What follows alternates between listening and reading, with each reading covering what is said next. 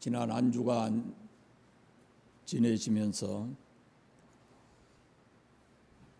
하나님 아버지하고 얼마나 불러보셨나요? 하나님 아버지하고 불러보셨죠. 그것이 예수 그리스도의 복음이 우리에게 가져다주는 가장 먼저의 축복입니다. 복음 속에 담겨진 축복, 하나님의 자녀됨의 권세. 하나님 아버지라고 부르니까 느낌이 어땠어요? 하나님 아버지라고 부르면 느낌이 어때요? 예? 좋아요? 그냥 좋기만 해요?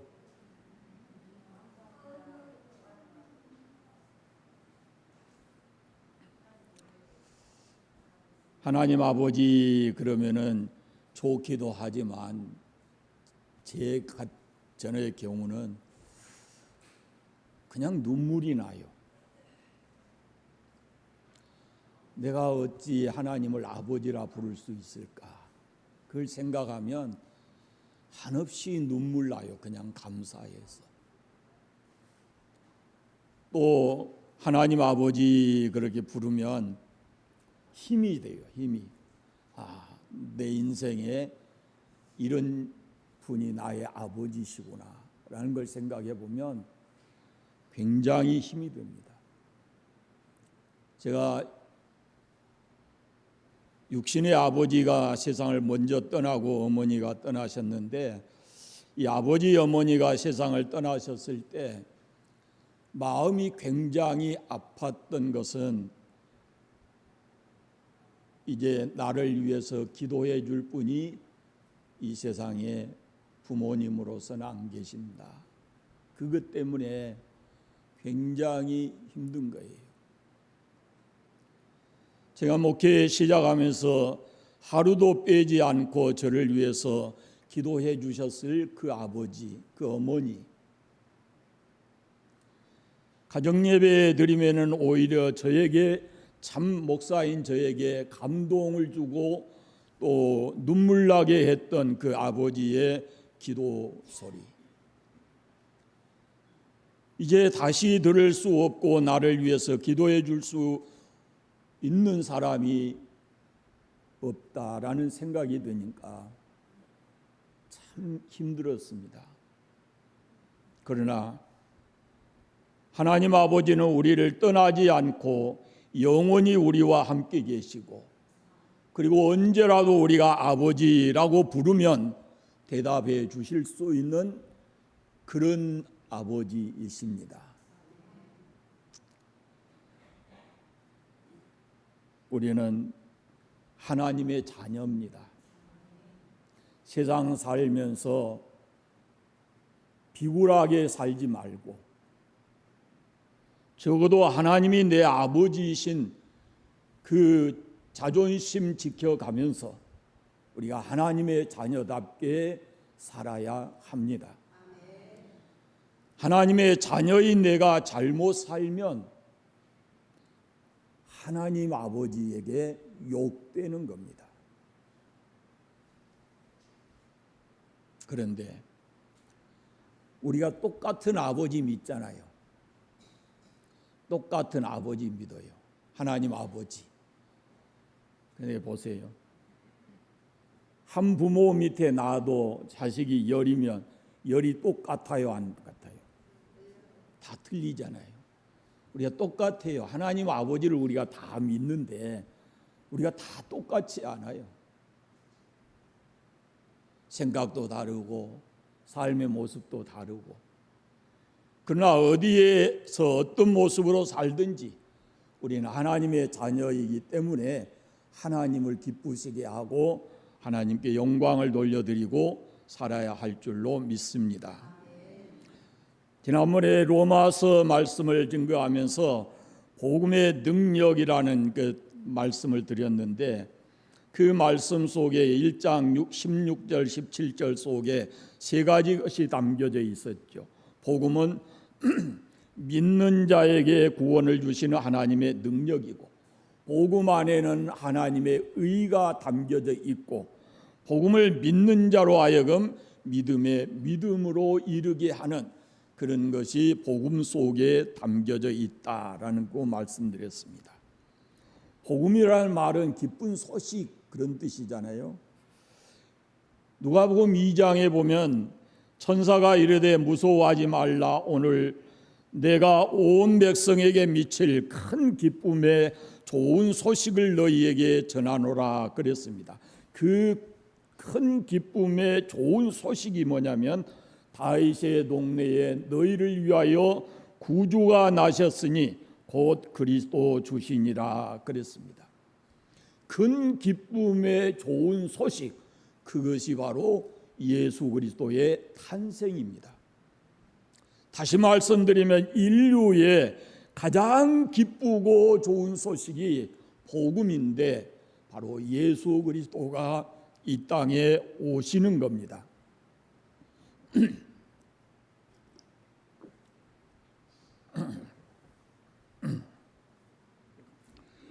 예수 그리스도 안에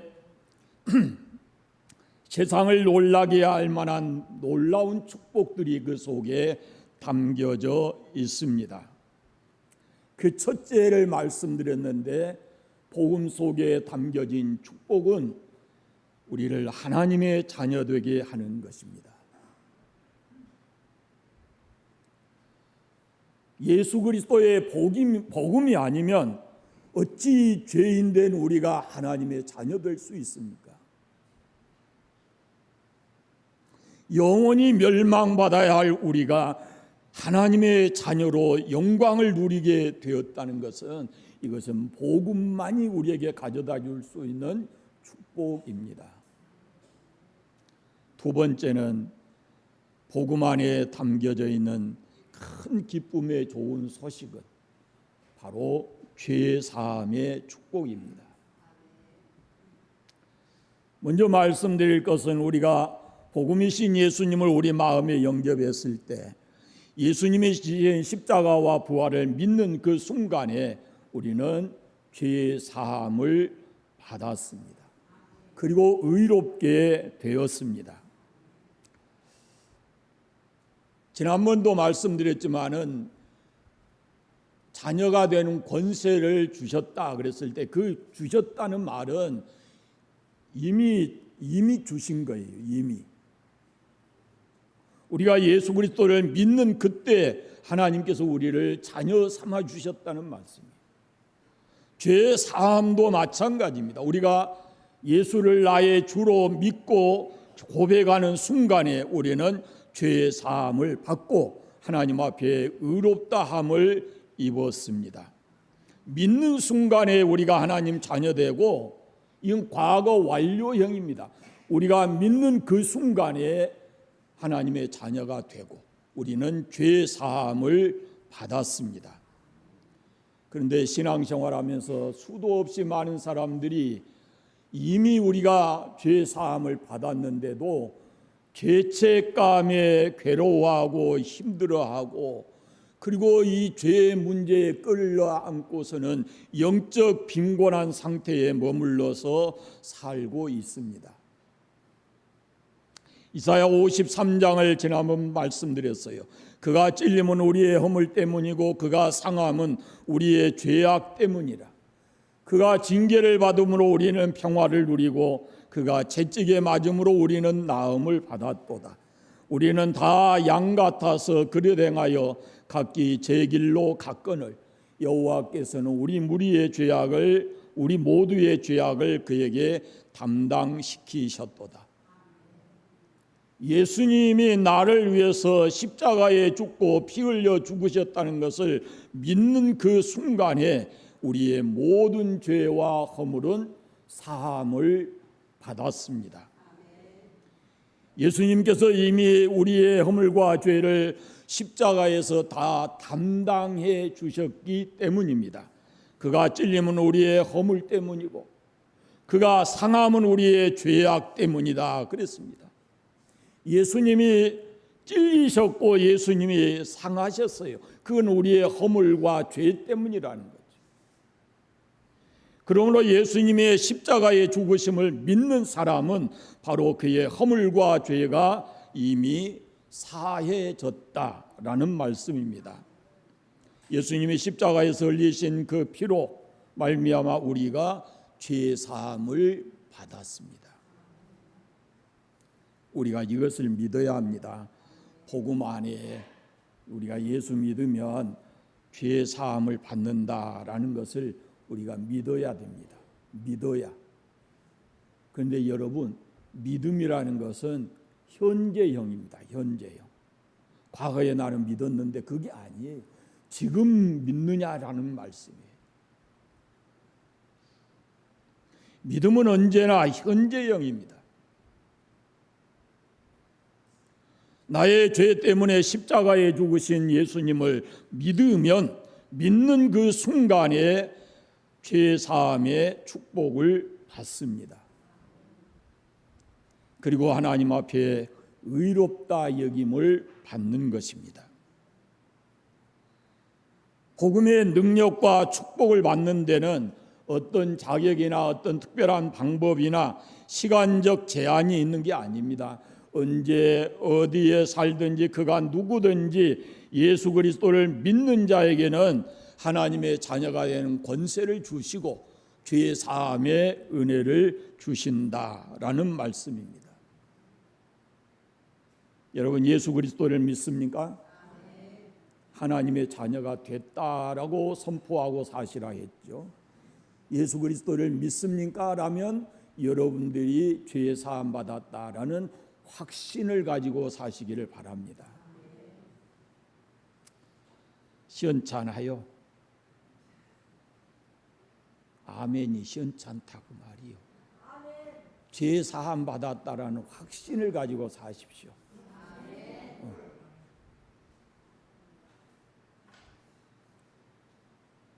예수 믿는 기쁨이 어디서 온 줄 아세요? 우리가 예수 믿는 기쁨이 어디서 온 줄 아세요? 죄악을 벗어버리는 데서 와요. 죄를 벗어버렸다라는 그 속에서 우리에게 예수 믿는 기쁨이 있는 거예요. 찬송 524장 후렴에 보면 죄악 벗은 우리 영혼은 기뻐 뛰며 주를 보겠네. 하늘에 계신 주 예수를 영원히 섬기리. 여러분이 예수 믿으시면서 믿고 나서 이 죄사함의 기쁨이 여러분의 신앙 속에 크게 자리 잡게 되기를 바랍니다. 죄사함의 특권에 대해서 에베소서에는 이렇게 말합니다. 우리는 그리스도 안에서 그의 은혜의 풍성함을 따라 그의 피로 말미암아 속량 곧 죄의 사함을 받았다라고 합니다. 속량, 이것은 죄의 사함을 가리키는 말입니다. 구속과 속량은 두 가지로 되어지는데 그 첫째는 예수 그리스도의 은혜의 풍성함을 따라서 속량이 이루어지고 또 하나는 예수 그리스도의 피로 말미암아 구속함을 받는 겁니다. 이건 베드로 사도가 베드로서에 보면은 너희가 알거니와 너희 조상에 물려준 헛된 행실에서 대속함을 받는 것은 은이나 금같이 없어질 것으로 된 것이 아니고 오직 흠없고 점없는 어린 양 같은 그리스도의 보배로운 피다라고 말씀을 합니다. 죄사함, 이것이 중요한 이유는 죄라는 것이 우리 영혼을 오염시키는 바이러스와 같습니다.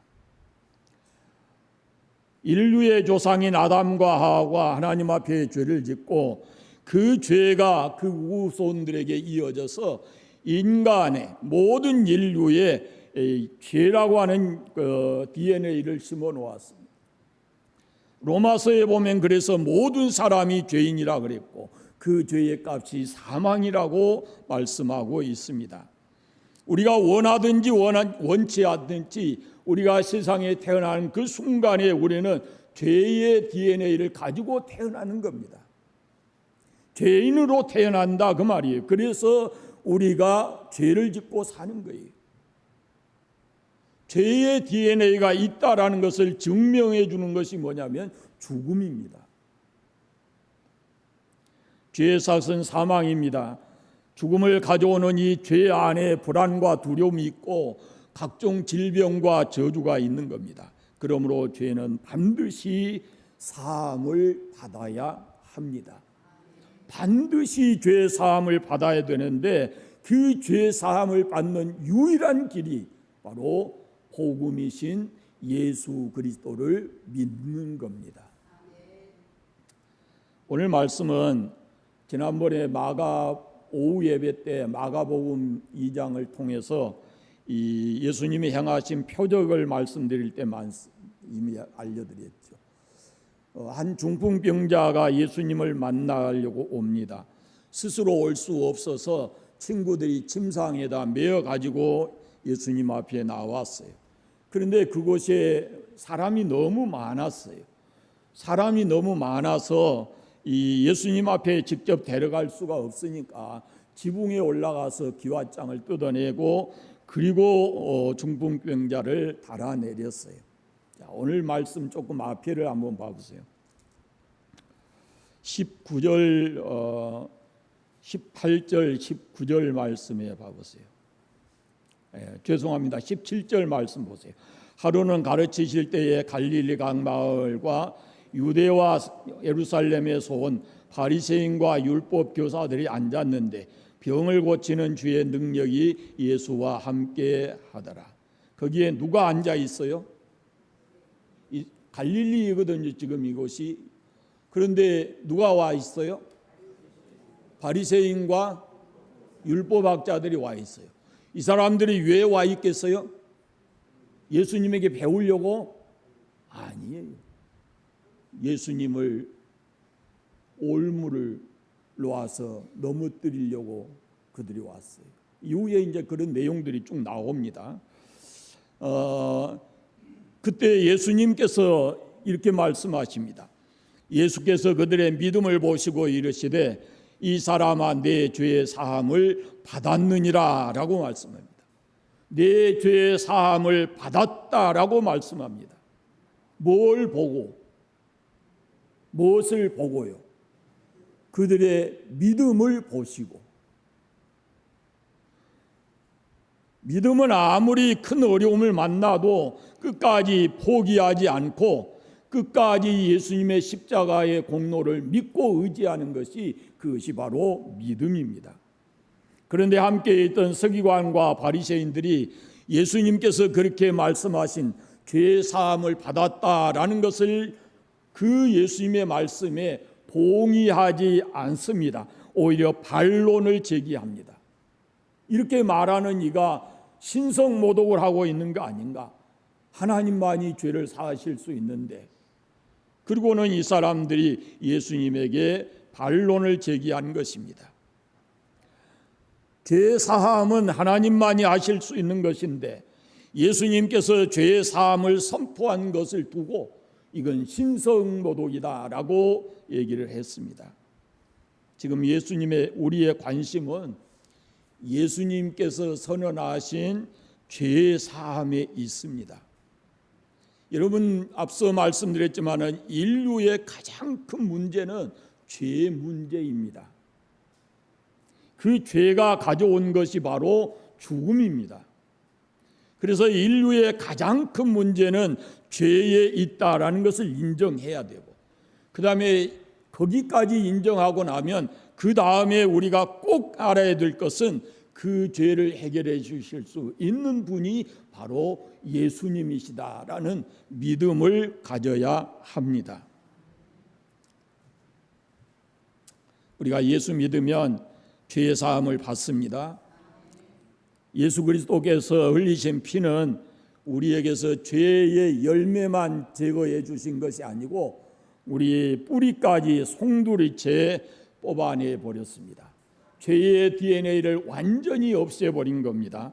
그리고 그 안에 거룩하신 피로 인해서 의롭게 만들어 놓으셨습니다. 그 예수님이 십자가에서 우리의 죄를 용서해 주셨다라는 사실을 우리가 믿으면 되는 겁니다. 예수님이 이미 우리의 죄를 다 용서해 주셨습니다. 우리의 죄는 뿌리까지 다 완전하게 뽑혀나가고 이제는 하나님 앞에서 우리가 의로운 사람으로서 세상을 살아가게 되는 것입니다.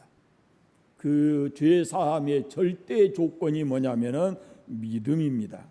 믿어야 죄 사함을 받습니다. 여러분이 예수 그리스도를 믿으면 이미 죄 사함을 받았습니다. 그런데 사단은 끊임없이 또 이 부분에서 우리를 유혹하고 속이고 넘어뜨리려고 합니다. 우리가 예수 그리스도를 믿고 죄의 사함을 받았지만 여전히 우리가 때로는 죄를 짓기도 하고 이렇게 하기 때문에 그걸 빌미로 해서 우리를 계속해서 유혹하고 넘어뜨리려고 합니다. 그러나 우리는 죄의 사함을 받았다는 확신을 가지고 선포해야 합니다. 예수님이 이미 우리의 죄를 용서해 주셨습니다. 우리가 아직도 부분 죄를 짓고 살아가는 것은 온전하게 우리가 성화되지 못해서 그렇다라는 겁니다. 사실 인간은요, 인간의 이성과 상식이라는 틀이 있어서 그걸 가지고 늘 내려온 거예요. 조상 때부터 지금 우리 때 우리 후대에도 어떤 사람이 살아가는 일반적 상식이 있고 이것이 딱 그 나라의 어떤 틀처럼 되어 있어요. 그래서 이것을 벗어나면 마치 큰일 날 것처럼 생각을 하거든요. 믿음의 세계에 들어간다는 것도 그렇습니다. 우리가 이미 어떤 살아온 신앙의 삶이라는 게 있거든요. 그런데 이것을 완전히 깨뜨리고 새로운 틀 속에 우리가 들어간다라는 것은 이것은 결코 쉬운 일이 아닙니다. 우리가 지금까지 살아온 신앙의 틀이 뭐냐면요, 우리가 좋은 데 가려면은 좋은 일도 해야 되고 선하게 살아야 되고 뭐 이런 것이거든요. 이게 우리 신앙의 틀이었어요. 그러나 이제 예수 그리스도의 복음이 이 땅에 들어오면서 하는 것은 그 틀을 완전히 바꿔버리는 겁니다. 예수 그리스도를 믿으면 죄 용서받고 하나님의 자녀가 돼서 천국에 갈 수 있습니다 라는 그 틀이 완전히 바뀌어지는 거예요. 그리스도를 믿는, 예수 그리스도를 믿는 여러분의 신앙의 틀이 완전히 새로워지시기를 바랍니다. 나는 하나님의 자녀가 되었습니다. 나는 죄사함 받았습니다 라는 확실한 그런 믿음을 가지고 살아가시기를 바랍니다. 오늘 우리가 읽은 말씀에 보면은 이 어리석은 서기관과 바리새인들의 생각을 아시고 예수님께서 그들에게 묻습니다. 내 죄 사함을 받았느니라 하는 말과 일어나 걸어가라 하는 말 중에 어느 것이 쉽겠느냐?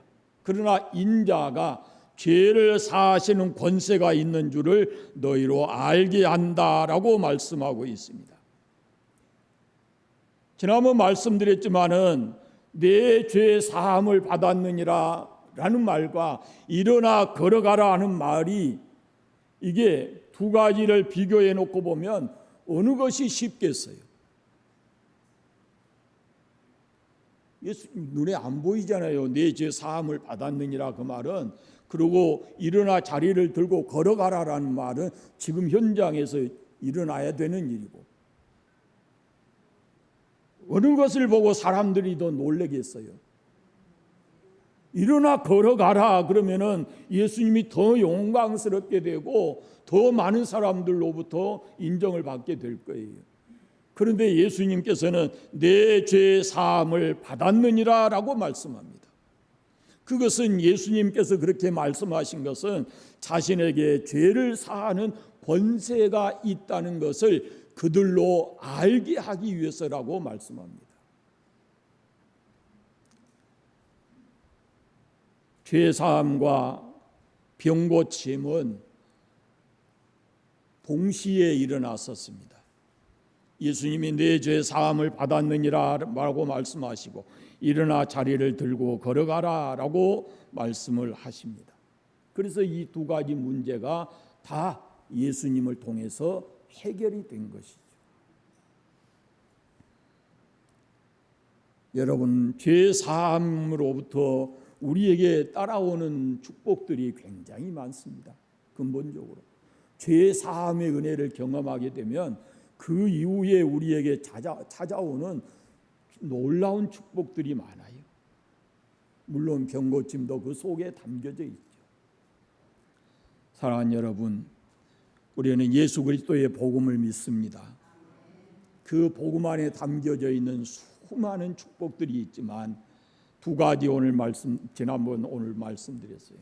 하나님의 자녀됨의 축복이 복음 속에 담겨져 있다. 죄의 사함이라는 것이 복음 예수 그리스도 안에 담겨져 있다라는 것을 여러분이 확실하게 믿으시고 십자가의 속죄를 믿으시기를 바랍니다. 그의 피, 십자가에서 흘리신 예수님의 피만이 우리의 죄를 사하실 수 있다라는 것을 믿으시고 십자가에 달리신 예수 그리스도를 믿는 여러분, 죄의 사함에 대한 확신을 가지시고 죄에 묶여 살지 말고 죄로부터 자유하는 그런 삶을 살아가시기를 바랍니다. 기도하겠습니다.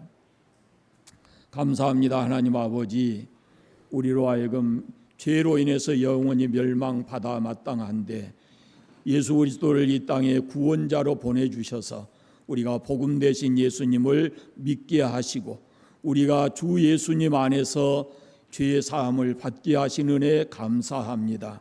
주님의 피 흘리심으로 우리의 허물과 죄를 사해 주시고 우리를 하나님 앞에 의로운 자로 세워주셨으니 다시는 죄에 묶여 살지 않게 하시고 죄의 죄감에 사로잡혀 살지 않도록 성령 하나님 우리를 온전히 다스려 주시기를 원하옵고 기도합니다.